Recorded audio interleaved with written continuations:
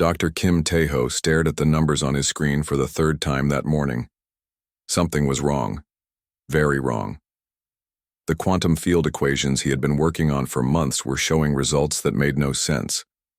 According to his calculations, the universe itself was dying. He rubbed his tired eyes and looked around his small office at Seoul National University. Empty coffee cups sat on every surface. Papers covered with complex math filled every corner. He had not slept properly in weeks, but this discovery was too important to ignore. The numbers did not lie. Space and time were breaking apart, not in billions of years like scientists had always believed, but soon, very soon. Maybe in the next 100 years, everything would simply stop existing. Kim picked up his phone and called his old friend Dr. Song Hee-jin. She worked at the Global Space Research Center and would understand what these numbers meant. Hee-jin, "I need you to check something for me," Kim said when she answered. "Can you look at the energy readings from deep space over the past year?" "Why?" "What are you looking for?" she asked. "Just check the background radiation levels. Look for any changes, any patterns that seem unusual." There was silence on the phone for a long moment. Then Hee-jin spoke in a quiet voice. "Tae-ho, I have been seeing strange readings for months. I thought our equipment was broken. The energy levels in distant galaxies are dropping. Some stars are just disappearing." Kim felt his heart sink. His math was correct. The universe was unraveling, and they were running out of time. Meanwhile, far above Earth, Captain Lee Da-yoon stood on the bridge of the UES Horizon. Her ship was the newest and most advanced vessel in the United Earth Fleet. She was proud to command such a fine crew, but today she felt worried about their mission. "Captain, we are receiving new orders from Earth Command," said her communications officer, Nam Ji-woo. Da-yoon read the message on her screen. The orders were marked top secret. They were to investigate strange energy readings at the very edge of the solar system. The location was beyond Pluto, in the cold darkness where no human had ever traveled. "Set course for the coordinates," Da-yoon ordered. "Maximum speed." Her chief engineer, Park Min-soo, looked up from his control panel. "Captain, that will take us 3 days to reach. What exactly are we looking for out there?" "I wish I knew," Da-yoon replied. "The orders just say to investigate and report back immediately." The ship turned and began its journey into the outer darkness. Navigator Choi So-ra plotted their course carefully. Weapons Officer Yoon Jae-min checked all systems. Everyone could feel that this mission was different from their usual patrols. 3 days later, the Horizon arrived at the coordinates. What they found there changed everything. "Captain, you need to see this," So-ra called out. Her voice was filled with amazement. On the main screen appeared something that should not exist. It was a massive structure, larger than Earth's moon, floating in the empty space between stars. The object was perfectly black except for lines of blue light that pulsed across its surface like a heartbeat. "What is it?" Da-yoon asked. "Unknown, Captain. It is not made of any material we recognize. The energy readings are off the charts. This thing is incredibly old, maybe millions of years." Min-soo studied his instruments. "Captain, the energy signature matches nothing in our databases, but there is something else. The object is sending out some kind of signal." "A signal? To where?" "To Earth. It has been broadcasting toward our planet for the past 6 months. Da-yoon felt a chill run down her spine. 6 months? That is exactly when the strange readings started appearing. The crew worked for hours trying to understand the alien structure. Finally, they discovered how to access it. A small section of the surface opened like a door, revealing a chamber inside. "I am going over there," Da-yoon announced. "Captain, that could be dangerous," Jae-min protested. "Everything about this is dangerous, but we need to know what this thing is and why it is here." Da-yoon put on her spacesuit and took a small team across to the alien structure. Inside, they found technology beyond human understanding. The walls were covered with symbols that seemed to move and change as they watched. In the center of the chamber stood a device that looked like a massive crystal. As soon as Da-yoon approached it, the crystal began to glow. Suddenly, images filled the air around them. The images showed the history of an ancient alien race. These beings had faced the same problem that Kim Tae-ho had discovered. Their universe was dying, unraveling from some cosmic disaster that happened long ago. They had tried to save themselves, but they failed. Before their civilization ended, they built these structures and sent them out across the galaxy. Each one contained a message and a gift for whoever might find them. The message was a warning about the coming end of everything. The gift was the technology to escape. The images showed how to build a device that could bend time itself, not just travel through time, but break through the walls between different universes. It was a way to escape when everything else failed. Da-yoon recorded everything she could and returned to her ship. As soon as they were back on the horizon, she sent an emergency message to Earth Command. Back on Earth, Kim Tae-ho received a call from the government. They wanted him to verify what the alien structure had revealed. When he saw the data, his worst fears were confirmed. "How long do we have?" asked General Park from Earth Defense Command. Kim looked at his calculations again. "If the process continues, at the current rate, maybe 50 years, maybe less. Can we build what the aliens showed us? I do not know. The technology is far beyond anything we have ever created. We would need resources from every nation on Earth, and even then, it might not be possible." The room fell silent. Everyone understood what this meant. Humanity faced extinction, and their only hope was alien technology they barely understood. But Kim Tae-ho was not ready to give up. Neither was Captain Da-yoon or her crew. If there was even a small chance to save humanity, they would take it. The discovery changed everything. Within days, the most secret project in human history began. Scientists, engineers, and military leaders from around the world came together for one purpose: to build humanity's last hope before time ran out. The universe was dying, but humanity would not go quietly into the darkness. They would fight for their survival using technology left by beings who had failed in their own struggle. Perhaps humans could succeed where others had not. The race against cosmic extinction had begun. 6 months had passed since the discovery of the alien structure. In a hidden asteroid facility beyond Mars, the most important project in human history was taking shape. The asteroid had been hollowed out and converted into the largest construction site humanity had ever built. Director Han Yu-jin walked through the massive corridors carved into the rock. Everywhere she looked, thousands of workers from every nation on Earth labored together. The facility was so large that electric trains carried people from one section to another. "Status report," Han asked her assistant as they rode toward the main construction bay. "The hull is 30% complete. The temporal drive chamber is being installed this week. We are on schedule, but barely." Han nodded. Time was their greatest enemy. Every day, more stars disappeared from distant galaxies. The cosmic collapse was moving faster than Kim Tae-ho had predicted. In the engineering section, Park Min-soo studied the alien blueprints for the 100th time. The technology was incredibly complex. The ship they were building would be more than just a vessel. It would be humanity's ark, carrying 10 million people to safety. The temporal drive requires exotic matter that does not exist naturally, Min-soo explained to his team.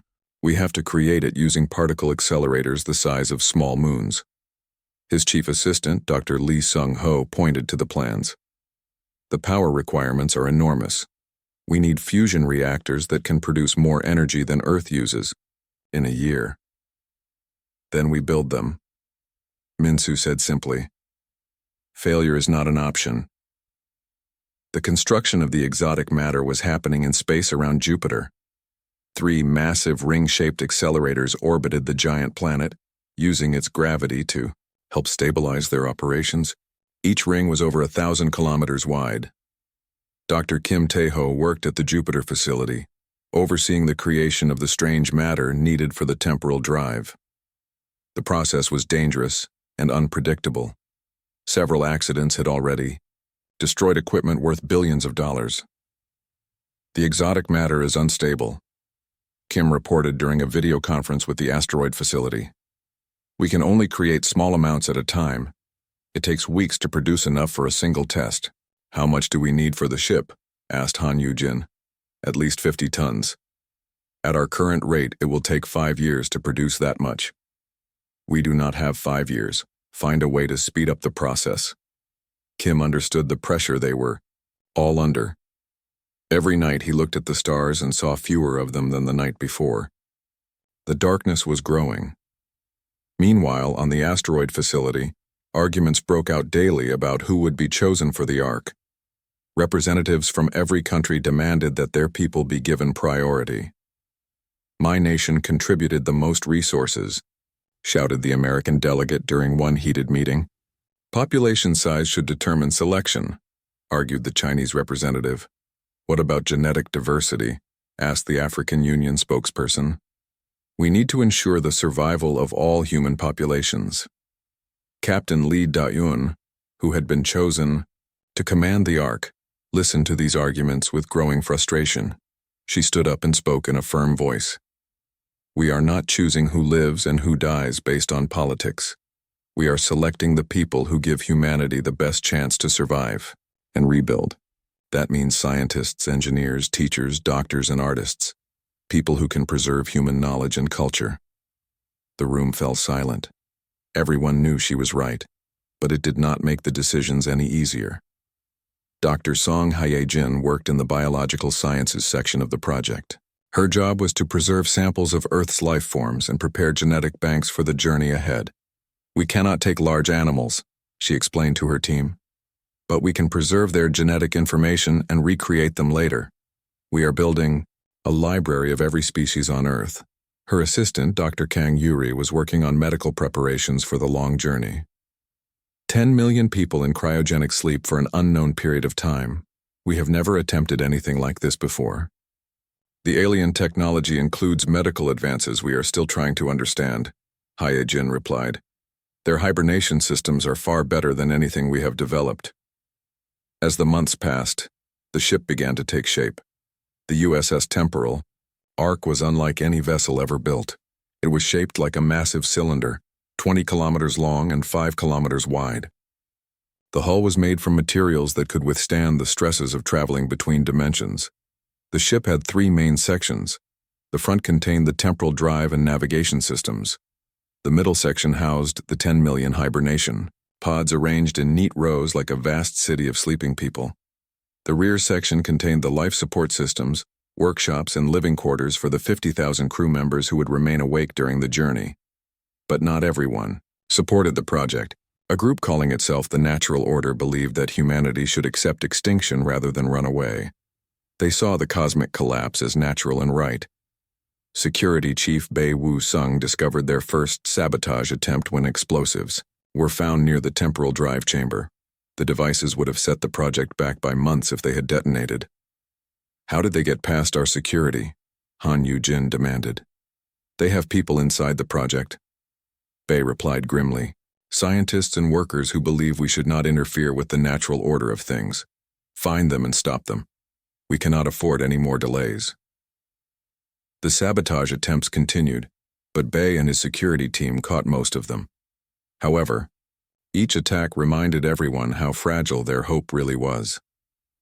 As the second year of construction began, Kim Tae-ho made an important discovery about the temporal drive. While studying the alien technology more closely, he realized it could do more than just travel through time. "The drive does not just bend time," he explained to the project leaders. "It can break through the barriers between universes entirely. We are not just escaping our dying universe. We might be able to enter completely different realities." This news changed everything about their mission. They were not just trying to survive. They were preparing to become explorers of infinite possibilities. The construction continued day and night. Workers pushed themselves to their limits, knowing that every day brought them closer to universal collapse. The stars continued to disappear, and strange energy storms began appearing in nearby space. But humanity refused to give up. The Ark grew larger and more complex with each passing month. Soon it would be ready for its impossible journey beyond the boundaries of reality itself. The race against time continued. But now there was real hope. Humanity would not die quietly. They would leap into the unknown and carry the light of consciousness to places no one had ever imagined. The USS Temporal Ark floated in the darkness beyond Neptune, fully loaded and ready for its impossible journey. Captain Lee Da-un walked through the corridors one last time before departure, checking on the 10 million people now sleeping in their hibernation pods. The chambers stretched as far as the eye could see. Row after row of sleeping humans, each one representing the hope of their entire species. Children, scientists, artists, teachers, and engineers, all dreaming of a future they might never see in their original forms. "All systems are green, Captain," reported Chief Engineer Park Min-soo over the communication system.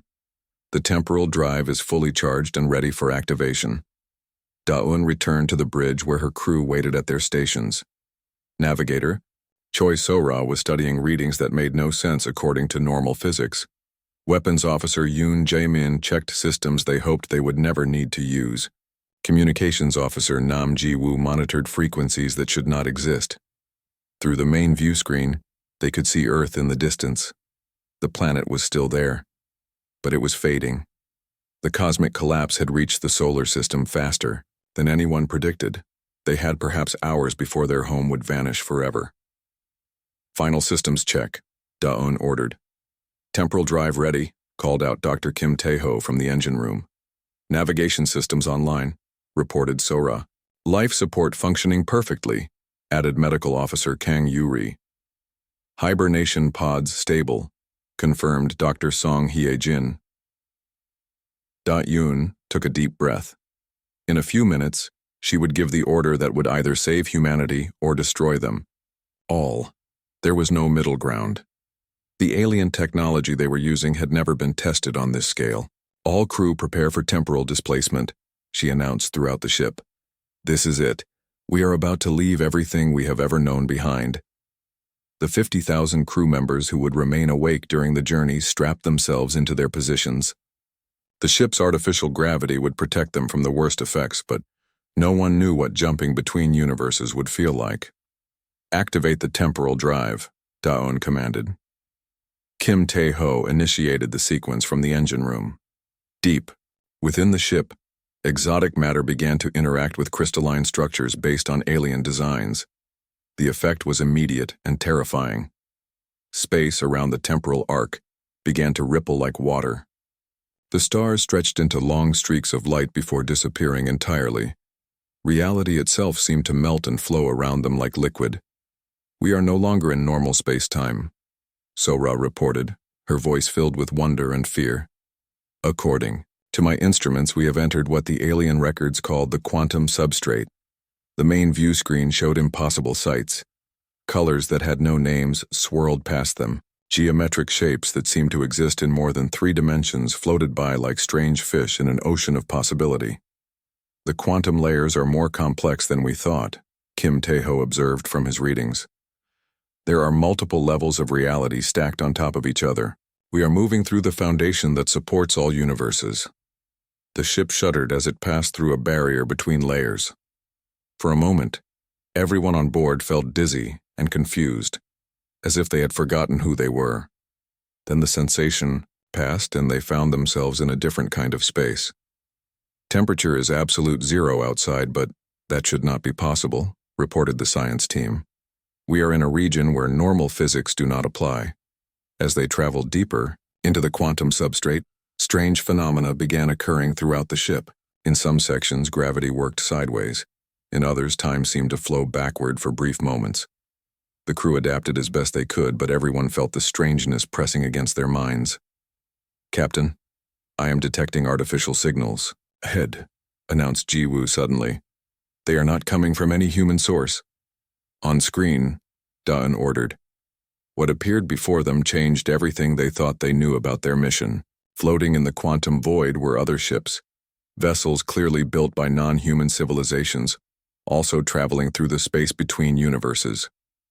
"They look damaged," observed Jamin, "as if they have been traveling for a very long time." The first ship to approach them was larger than the temporal arc, but clearly very old. Its hull was scarred and patched in hundreds of places. When it opened a communication channel, the voice that came through was weary but friendly. "Greetings, travelers. I am Captain Veltar of the surviving Kepler civilization. We have been wandering the quantum layers for over 2,000 years, searching for others like ourselves. Daun felt her heart race. Captain Veltar, this is Captain Lee Daun of the Human Temporal Arc.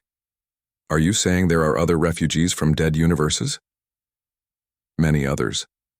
We have encountered ships from dozens of different civilizations, all carrying the last survivors of their realities. Some have been traveling for millions of years.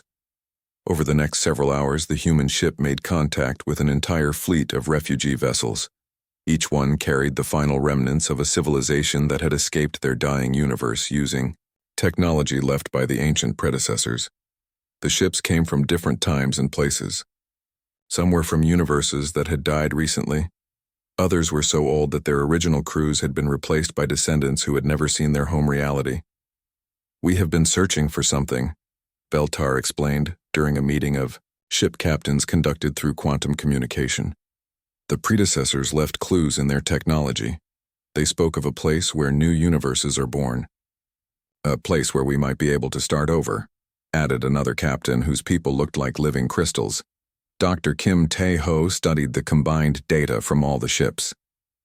The quantum currents all seem to flow toward a single point. If we follow them, they should lead us to this convergence location. But there is danger on that path, warned Veltar. We have encountered things in the quantum substrate that should not exist, entities that seem to feed on the energy of dying realities. What kind of entities? Daun asked. We call them the Devourers. They exist in the spaces between worlds. When they sense ships like ours, they hunt us. Several vessels in our fleet have been lost to them over the centuries. Despite the danger, the combined fleet decided to travel together toward the convergence point. The human ship took its place among vessels representing dozens of different species and cultures, all united by their shared goal of survival. As they journeyed deeper into the quantum substrate, the environment around them became stranger and more dangerous. They passed through regions where cause and effect worked backward, areas where thoughts became solid objects that floated around their ships. The quantum foam is getting thicker, Sora reported. Navigation is becoming more difficult. That means we are approaching our destination, Veltar confirmed. The convergence point is where the boundary between existence and nothingness is thinnest. But their progress was being watched. In the depths of the quantum void, ancient entities that had been waiting for eons began to stir. The Devourers had sensed the approaching fleet, and they were hungry. The first sign of danger came when the ship's sensors detected massive energy signatures moving toward them from multiple directions. Whatever was coming was larger than anything they had encountered before. All ships prepare for contact, Daun ordered. We may be about to face the Devourers. The refugee fleet formed a defensive formation as dark shapes began emerging from the quantum foam around them. The shapes were not ships or technology of any kind. They were living things, but unlike any form of life that should be able to exist. Captain, Jamin called out from his weapon station. You need to see this. These creatures are not just big. They are the size of moons, and they seem to be made of pure darkness. On the main screen, the Devourers became visible. They moved like liquid shadows through the quantum substrate, absorbing all light that touched them. As they approached the fleet, reality itself seemed to bend and twist around their presence. All ships stand ready, Daun commanded. We did not come this far to give up now. The final confrontation between the refugee fleet and the ancient Devourers was about to begin. The fate of all consciousness in existence hung in the balance, and humanity would play a crucial role in determining the outcome. The Devourers moved through the quantum foam like living nightmares. Each creature was the size of a small moon, their bodies made of pure darkness that seemed to eat light itself. As they approached the fleet of refugee ships, reality began to bend and twist around them. Captain Lee Daun watched from the bridge of the USS Temporal Arc as her weapons officer Yoon Jae-min tried to target the approaching enemies. His face was pale with confusion. Captain, our weapon systems cannot lock onto them. They exist in multiple dimensions at the same time. Every time I think I have a target, it shifts to somewhere else. Keep trying, Daun ordered. There has to be a way to fight them. The alien Captain Veltar spoke through the communication system. Conventional weapons will not work against the Devourers. They exist outside the normal rules of physics. We must find another way. The first Devourer reached the outer edge of the fleet. When it touched one of the smaller alien ships, something terrible happened. The ship did not explode or break apart. Instead, it simply faded away, as if it had never existed at all. "They are absorbing the ship's reality," reported Dr. Kim Tae-ho from the engine room. "Not just destroying it, but erasing it from existence completely." More Devourers surrounded the fleet. Their very presence made the quantum foam around them turn black and empty. Stars that had survived from distant universes winked out as the creatures passed by. "All ships maintain formation," Da-un commanded. "Do not let them separate us." Chief Engineer Park Min-soo worked frantically at his controls. "Captain, the temporal drive is acting strange. The exotic matter is responding to the presence of these creatures." "Responding how?" "It is vibrating at frequencies I have never seen before. Almost like it is trying to communicate with something." In the medical bay, Dr. Kang Yuri was monitoring the sleeping passengers when she noticed something unusual. "Captain, the hibernation pods are showing increased brain activity. The sleeping people are dreaming more intensely than they should be." "What kind of dreams?" "I cannot tell exactly, but the patterns are similar across all 10 million pods. They are all having the same dream." Dr. Song Hye-jin, who was working in the biological research section, suddenly called out, "Captain, I think I understand what is happening. The dreams are not random. The people in hibernation are connected to each other somehow. Their minds are joining together." Da-un felt a strange sensation in her own mind. Images and thoughts that were not her own began to appear. She could sense the dreams of the sleeping millions, and somehow she could feel their combined will. "This is impossible," she whispered. "Not impossible," said Kim Tae-ho over the communication system. "The alien technology is doing more than just preserving their bodies. It is connecting their consciousness. 10 million human minds linked together." The Devourers pressed closer to the fleet. As they moved, their true nature became clearer. They were not evil creatures bent on destruction. They were afraid, desperately, terrifyingly afraid. Communications Officer Nam Ji-woo managed to intercept some kind of signal from the nearest Devourer. When he played it through the ship's speakers, everyone could hear something that sounded like crying. "They are in pain," realized Medical Officer Kang Yuri. "These creatures are suffering." Veltar's voice came through the communication system again. "Pain, yes, but also hunger. They consume universes because they are trying to fill an emptiness inside themselves, but they do not understand that destroying only makes the emptiness worse." Da-un closed her eyes and reached out with her mind toward the dreams of her sleeping people. 10 million human consciousness touched her thoughts, offering their strength and their hope. Through this connection, she began to understand the Devourers better. They had once been living beings from the very first universe ever created. When that universe ended naturally, they became trapped between realities. For billions of years they had wandered in the darkness, growing more hungry and desperate with each passing age. "They are not monsters," Da-un announced to her crew. "They are the oldest refugees of all. They have been lost and alone for so long that they forgot what they were looking for. But they are still destroying everything," protested Jae-min, "because they think destruction is the only way to rebuild what they lost. They do not know there is another way." The combined consciousness of humanity began to reach out beyond their ship, not with weapons or technology, but with something far more powerful. They reached out with understanding, with compassion, and with the offer of connection. The lead Devourer stopped moving toward the fleet. For the first time in eons, it felt something other than hunger and fear. It felt the warmth of minds that wanted to help rather than hurt. Kim Tae-ho watched his instruments in amazement. The exotic matter is resonating with their energy. The temporal drive is creating a bridge between us and them. "A bridge for what?" asked Min-soo. "For communication, for understanding, for healing." Da-un opened her mind completely to the connection with humanity's sleeping millions.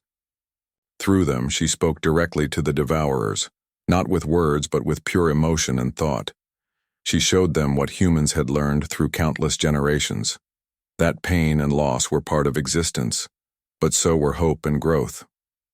That ending was not the same as failure. That new beginnings could come from old endings if you were willing to let go of the past. The devourers had been trying to recreate their lost universe by consuming others. But Da-Yun showed them a different possibility. Instead of taking, they could give. Instead of destroying, they could help create something new. The largest devourer, ancient beyond measure, began to remember what it had been before the hunger consumed it. It had been a teacher, a guide for younger civilizations. It had helped others learn and grow. You do not have to be alone anymore, Da-Un projected through the mental link. You do not have to be hungry anymore. Help us, and we will help you become what you were meant to be.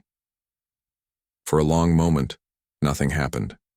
The fleet of refugee ships waited in the quantum foam while creatures older than time itself made a choice that would determine the fate of all existence. Then slowly, the darkness around the devourers began to change. Instead of absorbing light, they began to emit it. Soft, warm light that reminded every conscious being of home and safety. The lead devourer spoke for the first time in millions of years, its voice carrying across dimensions through pure thought. We remember now. We remember who we were before, the hunger. Help us remember how to create instead of consume. Help us heal the damage we have done. The battle was over, but the real work was just beginning. Humanity had not defeated the devourers. They had saved them, and in doing so, they had opened the path to healing the broken cosmic cycle itself. The convergence point appeared before them like a sphere of pure possibility. It was the place where universes were born, where the spark of creation first ignited into reality. But now, it was dark and cold, broken by eons of cosmic destruction. Captain, Lee Da-Un stood on the bridge of the USS Temporal Arc, surrounded by the combined fleet of refugee ships and their new allies, the healed devourers. The ancient beings now glowed with soft light instead of consuming it, their hunger replaced by a desire to create and nurture. The birthplace is damaged, reported Navigator Choi So-ra. According to my readings, the natural cycle of cosmic creation has been broken for millions of years. The largest devourer, who now called himself Eldest Memory, spoke through the quantum link they had established. We broke it in our pain and hunger. Every universe we consumed weakened the cycle. We did not understand what we were destroying, Doctor. Kim Tae-ho studied the readings from the temporal drive. The exotic matter is responding to the convergence point. I think we can use it to repair the damage, but it will require all of us working together. What do you need us to do? Asked Da-Un. The cycle can only be restarted by combining the life force of all conscious beings present. Every refugee, ship, every sleeping human, every healed devourer. We must merge our consciousness temporarily to provide the spark needed for new creation. Chief Engineer Park Min-soo looked worried. Captain, that sounds extremely dangerous. What if we cannot separate our minds afterward? What if we lose ourselves in the process? Da-Yun felt the weight of decision on her shoulders. 10 million humans slept in hibernation pods below, trusting her to guide them to safety. The refugee fleets from dozens of dead civilizations waited for her choice. The fate of all future existence hung in the balance. If we do nothing, everything dies forever, she said quietly. If we try and fail, everything dies anyway. But if we succeed, we give life a chance to begin again. She opened her mind to the connection with the sleeping millions. Instantly, she felt their response. 10 million human souls reached out to her, offering their support and their courage. They were ready to risk everything for the chance to save not just themselves, but all possible life. We are with you, Captain, came the combined voice of humanity through the quantum link. We trust you to lead us through this. The alien captains from the refugee fleet agreed one by one. Vel-Tar spoke for them all. Our civilizations are already dead. If this gives us a chance to create new homes for future generations, we will take it. Eldest Memory and the other former devourers added their agreement. We have spent eons destroying. Let us spend our remaining existence creating. Dr. Song Hee-jin prepared the biological systems for the procedure. The hibernation pods will keep the human passengers safe during the consciousness merger. Their bodies will be protected while their minds join the collective. Medical Officer Kang Yuri monitored all life signs carefully. Everyone is as ready as they can be. The merging process should begin slowly to avoid shocking anyone's system. Da-un took a deep breath and gave the order. Begin the convergence. Let us create something beautiful together. Kim Tae-ho activated the temporal drive at its maximum setting. The exotic matter began to resonate with the quantum field around the convergence point. Slowly, the consciousness of every being in the fleet began to merge into a single unified mind. Da-un felt herself expanding beyond her individual existence. She was still herself, but she was also 10 million sleeping humans, dozens of alien civilizations, and ancient beings older than the stars. The experience was overwhelming and wonderful at the same time.